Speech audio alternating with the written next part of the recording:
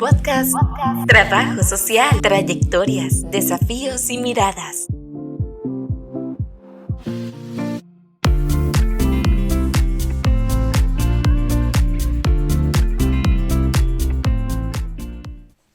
Hola, bienvenidas, bienvenidos, bienvenides al podcast Trabajo Social, Trayectorias, Desafíos y Miradas. Hoy nos acompaña Daniela Valverde Arias. Daniela es egresada de la Maestría de Evaluación de Programas y Proyectos de Desarrollo. Además es licenciada en Trabajo Social, graduada de la Universidad de Costa Rica. Actualmente es la jefa del Departamento de Gestión Social de la Comisión Nacional de Asuntos Indígenas, CONAIE. Daniela, bienvenida. Muchas gracias por recibirme. Hoy estamos grabando el propio 19 de abril, Día de la Persona Indígena Costarricense. En esta ocasión, ustedes lo van a estar viendo posterior a que lo hemos grabado. Sin embargo, nos parecía importante poder tener esta oportunidad de conversar con Daniela, no únicamente de esta conmemoración, sino también de lo que el trabajo social puede hacer en el marco del trabajo con población indígena, territorios y pueblos. Vamos a iniciar entonces desde lo más básico, Daniela, porque creo que es importante que las personas que nos escuchan, trabajadoras sociales, graduados, graduadas, estudiantes e incluso de otras áreas de las ciencias sociales puedan conocer sobre el trabajo que se está realizando. Entonces, como partir de lo básico, ¿cuántos territorios y pueblos indígenas hay en Costa Rica? Ok, reconocidos a nivel jurídico, que eso es muy importante de entender, hay 24 territorios indígenas que representan a 8 pueblos indígenas. ¿Y por qué la aclaración jurídica? Porque hay también discusiones a nivel local, nacional, sobre reconocer a la población misquita como transfronteriza, que es una discusión de muchos años, pero que hasta hace poco viene a colación con un poco más de fuerza, y la población transfronteriza no ve muy bien. Ok, perfecto. Entonces, partiendo también de este conocimiento ya de la cantidad de pueblos y territorios, de los que son reconocidos jurídicamente y de aquellos en los que hay procesos de discusión, algo que ha caracterizado al Estado costarricense es de tener muchos pendientes con los pueblos y los territorios. Tanto es así que en diversos momentos han venido incluso organismos internacionales y han generado observaciones al Estado en cuanto al incumplimiento o en cuanto a aquellas cosas en las que debería mejorar. A grandes rasgos, ¿cuáles son los pendientes de Costa Rica con las personas indígenas? Creo que pendientes hay muchos en diferentes aristas, pero creo que debe empezarse por lo más básico, y es el reconocimiento. El reconocimiento va más allá de que salga en una ley o en un decreto, ¿verdad? Que hay personas indígenas en este país que están ubicadas en estos territorios, que se llaman de esta forma a sus pueblos, sino que son parte de la sociedad costarricense de forma activa. Entonces, ¿por qué parto de ese reconocimiento? Porque a nivel Estado, esa falta de reconocimiento se ve en los servicios públicos, ¿verdad? Entonces, el Estado no ha sido suficientemente activo en decir cuáles son esas diferencias entre estos pueblos y cómo yo voy a ser los sujetos activos de los servicios. Y ser sujetos activos también implica tomar decisiones sobre los servicios, sobre la forma en que las instituciones se acercan a mi territorio. En el caso de la persona indígena, cómo observa desde adentro hacia afuera, ¿verdad?, las acciones de las instituciones públicas, y luego cuando quieren ingresar, ¿a qué quieren ingresar? ¿Cuál va a ser ese impacto? La definición del impacto entre negativo y positivo no tiene que ser una definición de parte de la institución, sino cómo lo percibe y lo define la población. Y luego de esa segunda etapa, digamos, viene la tercera, y la co-construcción de herramientas jurídicas, regulaciones internas de las instituciones, programas, proyectos, intervenciones, atenciones incluso individuales. ¿Cómo son esas atenciones diferenciadas si yo soy una persona que me autoidentifico o vivo en territorio indígena? Partiendo del aprendizaje que estamos teniendo hoy, entonces, yo no puedo pensar en generar un programa único para todos los pueblos. Debería tener un proceso incluso de llegar a acercarme a ellos y a ellas, de entender de que incluso puede haber un pueblo que esté en diversos territorios, y que aún eso también implica entender cuáles son los elementos propios de cada territorio, aunque sea el mismo pueblo. Creo que ese ha sido uno de los errores históricos a nivel latinoamericano en general, pero Costa Rica es parte de esa reincidencia en el error. y es, yo generalizo la persona indígena. Yo generalizo y digo pueblo indígena costarricense. Es que hay pueblos indígenas y en esa construcción interna, incluso como pueblo, tengo también diferencias territoriales. Entonces, yo como institución pública, por ejemplo, al adentrar a ese territorio, tengo que primero definir a qué pueblo pertenece o a la persona, incluso digamos, una atención individual, y luego qué implica ese pueblo a ese territorio. Porque la localidad sí tiene una serie de características que definen la interacción, las relaciones sociales, el acceso a servicios, incluso las variantes del mismo idioma. Entonces, yo puedo tener en una sala a 20 personas caícares, que esas personas caícares son de diferentes territorios indígenas y el idioma va a cambiar, ¿verdad? Entre ellas. Entonces, un ejemplo muy característico es cuando yo voy a cumplir el derecho a la interpretación de una persona y traigo un intérprete de Telire para traducirle a un adulto mayor de Huaraz. Entonces, esta persona es de Buenos Aires, desde otra provincia, de otro cantón del país, ¿verdad? Son de distintas zonas y hay una diferenciación, pero sobre todo también hay una experiencia distinta y una vivencia distinta de la cultura. Entonces, eso también aplica para yo crear el programa o el proyecto, ¿verdad? Entonces, sí se puede entender que hay, ¿verdad? Lo nacional, lo regional, lo local, lo individual, incluso digamos en una atención uno a uno, pero cuando yo generalizo, entonces yo quiero aplicarle a los bribris lo mismo que a los brucas, ¿verdad? Y la concepción incluso de las vivencias, de los derechos, de los ejercicios de las relaciones sociales no son iguales. Entonces, a ver, en experiencia, ¿qué ha pasado? Llego y le aplico, por ejemplo, un protocolo para una persona fallecida, cabeca, que sí hay toda una práctica cultural activa al día de hoy, a una persona huetar de Quitiuresí, ¿verdad? Y entonces, lo he visto. No, o sea, yo no practico nada de eso, yo no sé de qué me está hablando, por qué vamos a hacerlo de esa forma. Ya cuando uno empieza a adentrarse, y claro, ¿verdad? La persona tal vez profesional está pensando en el cabecar, porque tuvo una experiencia con la persona cabecar, pero definió nada más que era persona indígena. Entonces yo generalizo y también generalizar implica violencia estructural, porque trato también de forzar a la persona, incluso a vivir la cultura en base a esa generalización, no a mi particularidad. Ok. ¿Qué pasa entonces, digamos? Porque creo que uno de los elementos que también sucede es tratamos de imponer elementos culturales que, digamos, ni siquiera son propios del costarricense o costarricenses, pero que de pronto se nos dice, bueno, esta es la forma que se debe hacer, digamos, a un territorio y tratamos de imponer eso. O sea, ¿qué es el efecto que estamos causando?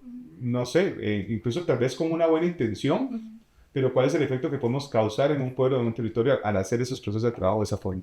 Ay, muchas veces, vamos, desde la institución, por ejemplo, cuando nos acercamos a dar espacios de formación a funcionarios públicos o funcionarias públicas, partimos mucho de esta parte de también las sensibilidades que pueda tener un funcionario o funcionaria pública de mi intención, ¿verdad? Entonces, pero de las buenas intenciones también han sucedido violaciones de derechos por desconocimiento.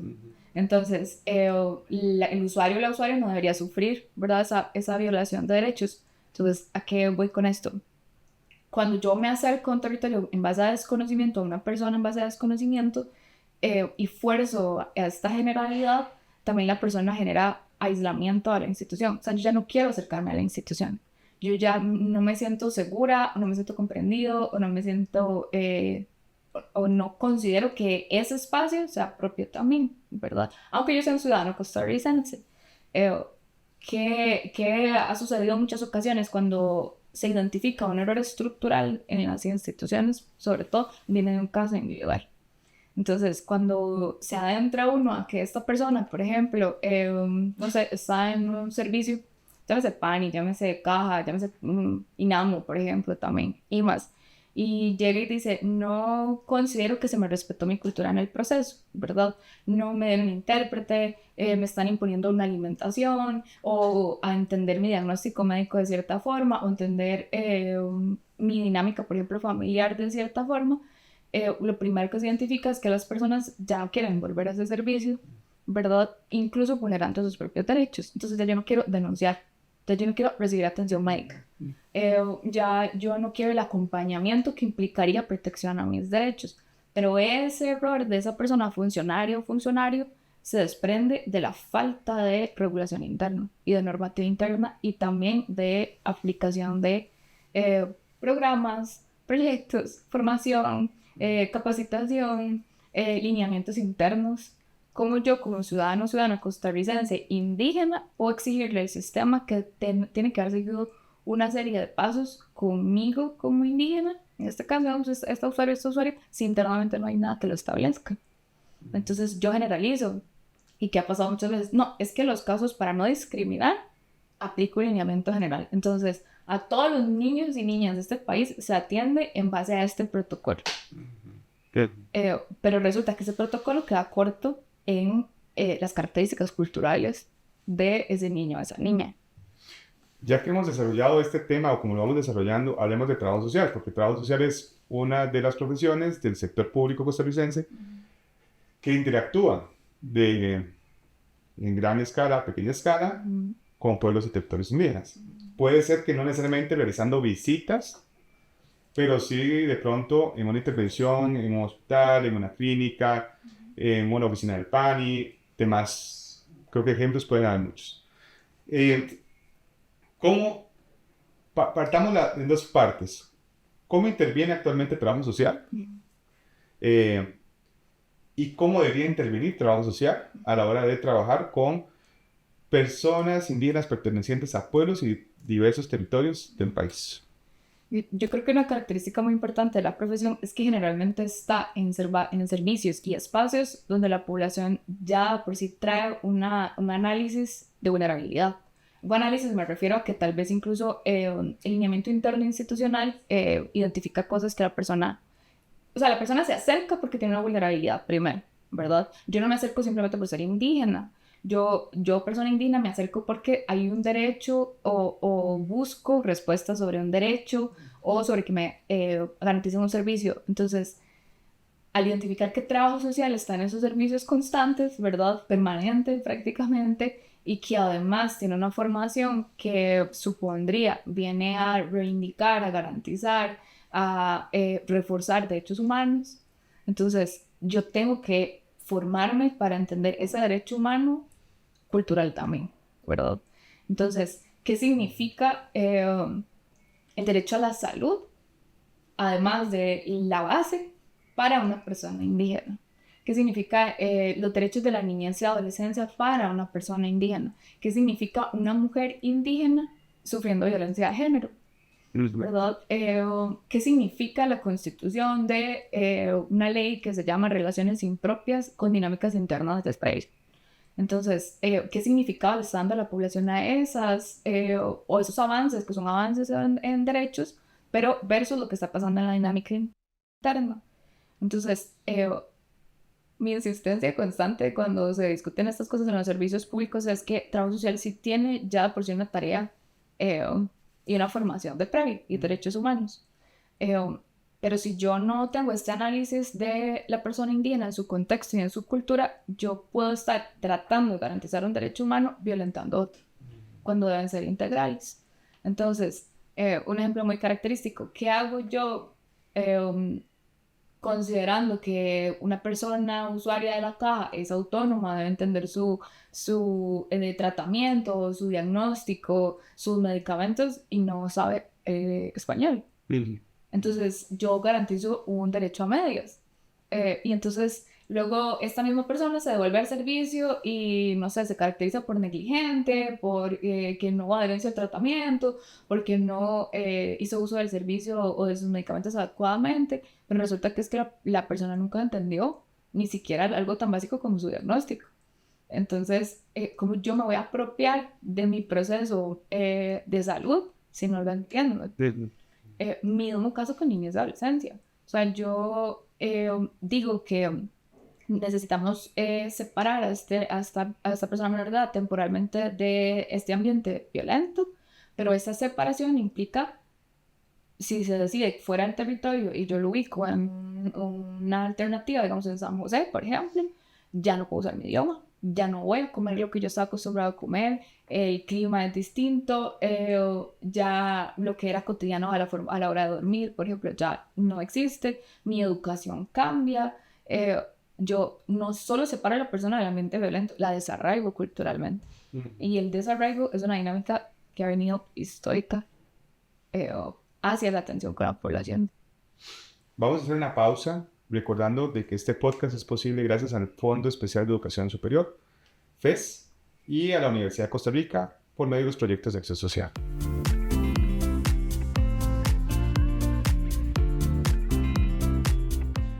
Daniela, entonces ya que hablamos de trabajo social, su intervención en pueblos y territorios indígenas, de estos desafíos que se mencionaron antes, que son creo que bastantes desafíos, creo que claro, son desafíos muchos para el trabajo social, pero no son únicos del trabajo social, creo que son para todas las instituciones, organizaciones, profesionales que intervienen con pueblos y territorios. ¿Cómo debería ser la preparación de profesionales en trabajo social? Y creo que de las ciencias sociales, de todas las profesiones, para poder trabajar con pueblos indígenas, ya sea que sea una intervención dentro del pueblo o del territorio en este caso, para ser más claro, e incluso aquellas intervenciones que se tienen que hacer o realizar por aspectos técnicos, de salud u otros, fuera de los territorios.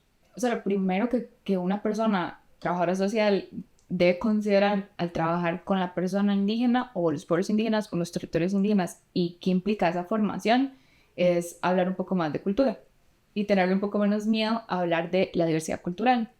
Es algo que se conversa poco dentro de las aulas. Creo que también viene de una dinámica país, historia, que en la educación se tiende a decir este costarricense homogéneo, ¿verdad? Con cierto tipo de color de piel, con ciertas prácticas culturales, ¿verdad? Entonces, la anexión de Guanacaste es una de las expresiones culturales que tiene el país, ¿verdad? Y una dinámica también. Pero luego usted llega a las escuelas el 19 de abril hoy y tiene muchos niños, ninguno vestido con vestimenta propia indígena costarricense, ¿verdad? Hoy me mandaban una imagen una compañera y Dani, secretaria con población indígena, y todos los niños de la escuela estaban vestidos como personas indígenas de Estados Unidos. Y posiblemente con el estereotipo que las películas de vaqueros no están... Exacto, ¿verdad? Y entonces y las plumas, el traje, todo, nada de lo que estaban todos los niños ahí era costarricense. Pero es que eso no se educa, ¿verdad? Desde la escuela, qué es propio de nuestro país, cuáles sí son esas características presentes en la cultura. Y eso se jala incluso al ambiente de educación superior, donde no se habla de qué implica trabajar con una persona que no sea de mi cultura y no necesito que sea de mi cultura para yo poder trabajar con esa persona. Pero sí necesito formarme de previo sobre qué significa ingresar, por ejemplo, a un territorio indígena. ¿Qué aspectos culturales son básicos? Por ejemplo, el idioma. Es que el idioma es mi forma de comunicación. Entonces, si yo, trabajadora social, voy a hacer una visita domiciliar, por ejemplo, y hablo español, y resulta que es una adulta mayor que no se comunica en español en su cotidianidad, ¿cuál va a ser la calidad de esa visita? ¿Cuál va a ser la calidad de la sustracción de la información que yo voy a tener? O si yo no hago una autorrevisión de cuáles son esos prejuicios, estereotipos que traigo de estos vacíos de educación que me hacen considerar o prematuramente pensar lo que me voy a ir a encontrar. Daniela, pero vamos a ver, creo que este podcast tiene también un objetivo de podernos educar y reeducar en muchos temas. Mencionabas incluso ejemplos con lo que es estudiado como la anexión del partido de Nicoya, pero es que, ¿cómo definimos? ¿Cómo las personas que nos están oyendo, escuchando este podcast, cómo deben definir y entender diversidad cultural? ¿Cuáles son esos ejemplos de diversidad cultural en nuestro país, en Costa Rica? A ver, creo que desde sobre todo trabajo social, ¿verdad? Pero eso aplica para todas las profesiones. Lo primero que diría, y vuelvo a repito, a quitarme la idea de la homogeneidad, ¿verdad? Entonces... no somos igualiticos. Exacto, no somos igualiticos, y tampoco la población indígena es un solo pueblo indígena. Esa discusión también yo la tengo que tener al interno de ese trabajo con la población, porque también entonces me trae sesgos, ¿verdad? ¿Qué significa esa diversidad cultural en la población indígena? ¿Qué significa esa diversidad cultural en la persona afrodescendiente también? ¿Qué significa esa diversidad cultural en la ruralidad también? Esas son discusiones que deberían ser activas, constantes. Pero no, con la población indígena específicamente es yo entender lo que hablábamos al inicio. Si tengo 8 pueblos indígenas reconocidos en la ley, 2 que están, bueno, uno que ya tiene una ley específica transfronteriza, no, otro que está luchando por un reconocimiento, y además de eso tengo 24 territorios, tengo asentamientos en ciertas zonas, por ejemplo Misquitos, tengo personas que se mueven en esta migración, y cada una de esas personas tiene una cultura que la trae consigo en sus acciones, en sus relaciones sociales, en su comprensión del mundo, en su explicación de sus situaciones. Yo agarro ese conocimiento que tengo que tenerlo de previo antes de acercarme a ese territorio o incluso a esa persona, o identificar que no lo tengo, y voy a tener una persona indígena no ve, por ejemplo. ¿Qué implica eso? Porque no me informo de previo cuál es su idioma, de dónde viene, si voy a atender salud, cómo estará comprendiendo ese concepto, cómo está comprendiendo género, cómo está comprendiendo la violencia de género interna, lo definen o no ese acto como violento que está constituido en la ley, y si no, cómo voy a acercarme a un tema que tengo que, por ejemplo, como profesional denunciar, pero la persona ni siquiera lo ha identificado como violencia. Todo eso es una explicación de una diversidad cultural en estos pueblos. Cuando iniciamos, hablamos de los pendientes de Costa Rica con los pueblos y los territorios indígenas. Si no hablamos de pendientes, pero si hablamos de desafíos para el trabajo social, porque vamos a ver, creo que queda claro que este es un proceso que no deja de ser histórico, que no deja de ser un proceso donde mi generación, que es una generación ya de 40 y más años, cuando estudiaban, ni siquiera se estudiaba sobre los pueblos y los territorios indígenas, casi que se decía que en Costa Rica no había pueblos y territorios indígenas. Entonces, más bien ha sido un proceso de desconstruir todo esto y poder reconstruir el reconocimiento de los pueblos y los territorios. Pero ya propiamente para el trabajo social, ¿cuáles son esos desafíos?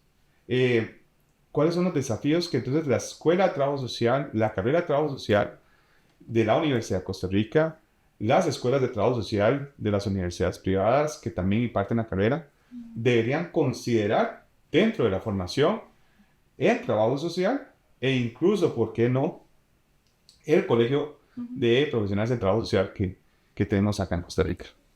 Creo que lo primero es entender que sí es un campo de trabajo de la profesión, porque incluso cuando yo me formé, estaba este concepto de que pueblos indígenas es un tema de antro, ¿verdad? Entonces, conversatorios, antro, no sé, invitados, antro. Yo en toda la carrera nunca tuve una interacción con una persona indígena directa, digamos, en el aspecto de invitado a una clase o un conversatorio que dirigiera la escuela de trabajo social en este caso. Ni tampoco he escuchado de las escuelas privadas. O sea, estamos en ese punto, estábamos muy similar cuando yo tuve la formación. Ahora, vienen por un interés individual. El asunto es que en los servicios públicos no hay, o sea, no puedo hacer esa diferenciación individual de que lo atienda la persona trabajadora social que gusta del tema, ¿verdad? Entonces, primero entender que sí es un tema de trabajo social y que sí es un tema que nos compete y sí es un tema que se necesita formación. Yo aprendí del enfoque intercultural sentada pensando, tengo una persona usuaria indígena y no me calza los enfoques que he visto en las clases. No me llena y no me hace generar análisis más allá de la persona y su cultura. No llego ahí. Entonces, esa discusión se necesita activar más, se necesita entender que sí tengo que tener una formación de previo, una sensibilidad a la definición de cultura en la persona y cómo esa persona entiende ese contexto, entiende ese mundo, entiende ese derecho, se relaciona en base a su cultura. Y es una discusión que hay que tener mucho más activa, incluso con el Colegio de Trabajadores y Trabajadoras Sociales, porque hay cursos que son activos, hay temas que son activos, constantes, pero el trabajar, el hablar, el formarse sobre cómo trabajar con pueblos indígenas o cómo trabajar con diversidad cultural no es algo que se discuta constantemente. Y eso no aplica solo para la población indígena, vuelvo y repito, afro, población migrante. La población migrante jala una cultura también. Claro. La tengo permanente y trabajo social sí tiene la formación base de ese análisis contextual, pero hay una resistencia a analizar ese contexto y la cultura allá adentro. Bueno, creo que hemos desarrollado un camino muy interesante y que debe invitar a las personas. Primero, quiero que la invitación sea para profesionales en trabajo social, estudiantes, personas interesadas en estudiar trabajo social. Creo que es valioso que puedan explorar más esto. Y sabemos que hay personas que han estado muy interesadas. Daniela, como estudiante, creo que su característica fue que fue un interés que nace y sostuvo y que logras mantener en tu proceso en CONAI. Hablemos un poquito de CONAI antes de ir cerrando este episodio. Me interesa saber cuántas personas trabajadoras sociales hay en CONAI. ¿Ha estado siempre o cómo llega el trabajo social a involucrarse a la Comisión Nacional de Asuntos Indígenas? El trabajo social nace de mi experiencia de práctica profesional, donde se fundamenta que parte de lo que se trabaja con la población, o se debería más bien trabajar con la población en este ejercicio de asesoría, de mejoramiento, de cumplimiento, como dice la ley. Esas son las palabras como claves de la ley. Sobre sus derechos no había esa intervención y ese trabajo con trabajo social. Y no había ese análisis contextual de esa persona en ese ejercicio de sus derechos.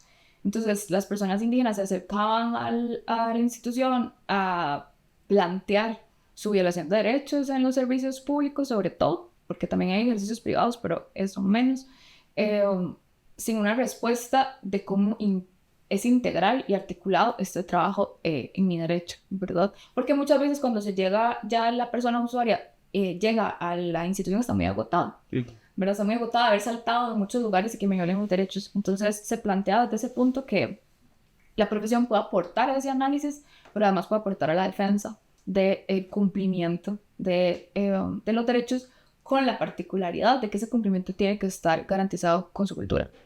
Entonces, con su interpretación, por ejemplo, en el idioma, su alimentación respectiva, su territorialidad, su arraigo, su espacio físico, etc.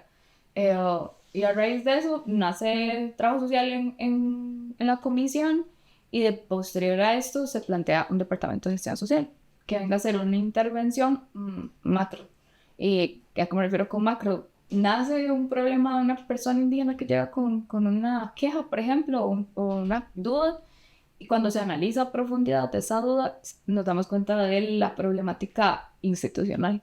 Y ahí es donde también se pretende y se trata a la medida de lo posible de que gerencia social incida en qué es ese lineamiento, cuál es ese reglamento, cuál es ese proyecto, cuál es ese programa, cuál es esa política que no está respondiendo a ese cumplimiento de derecho para la persona indígena.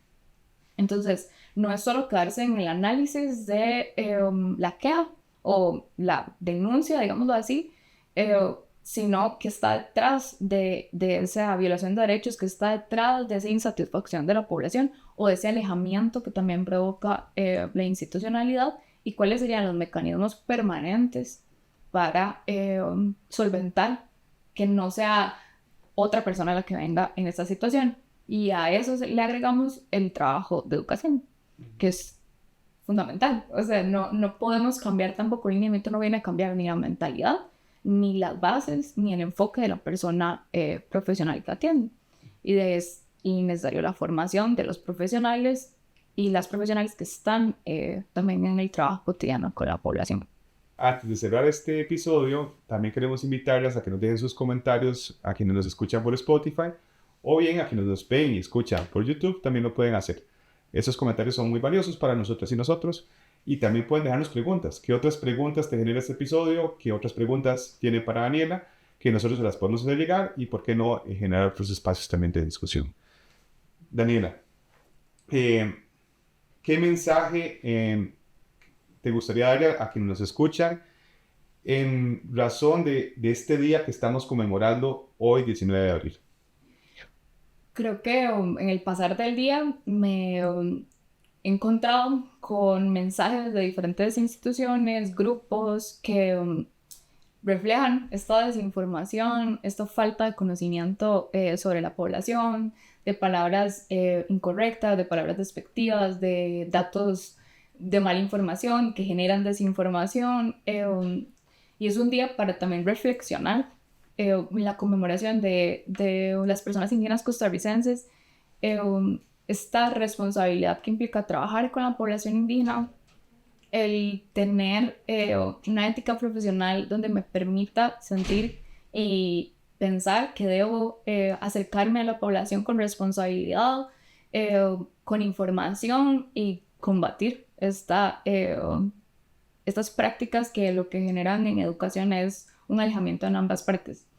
Al final de cuentas, el servicio institucional, el servicio público, la sociedad, mi comunidad, mi contexto es de las personas indígenas también, y implica responsabilidad y implica espacios como este donde me educo, donde me informo, pero también reflexiono, incluso de qué implica la información a la cual me estoy acercando. Bueno, cerramos este episodio primero agradeciendo a Daniela. Daniela, muchas gracias por el tiempo, por sacar el espacio para nosotras, nosotros y por todo este aprendizaje que hoy creo que nos estás dejando. De igual forma, repetir esto, si tienen alguna pregunta, alguna duda, algún comentario, algo que quieran que podamos mejorar de este episodio o de la información que de pronto podemos también hacerles llegar, que por favor nos escriban, usen los espacios de comentarios en Spotify e YouTube, o bien nos pueden ubicar también en la Escuela de Trabajo Social. Daniela, muchísimas gracias. A ustedes.